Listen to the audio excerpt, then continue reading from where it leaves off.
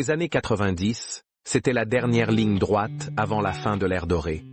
À ce moment-là, la voiture était déjà bien installée dans la culture américaine au point où c'était le genre de voiture qui te faisait comprendre que tu pilotais une légende.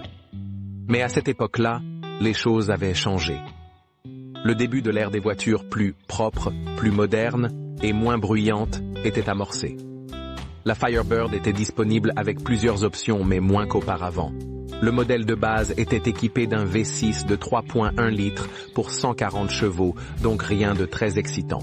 Mais le modèle Trans-Am existait toujours et avait un V8 de 5 litres pour 190 chevaux et heureusement qu'un moteur LT1 V8 de 5,7 litres était disponible, c'était clairement le modèle qui faisait sensation et il développait 275 chevaux.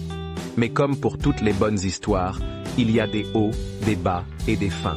Pontiac traversait des moments compliqués, et ça se sentait, le modèle 90 se vendait bien, mais à partir de 92, les ventes ont commencé à chuter en flèche.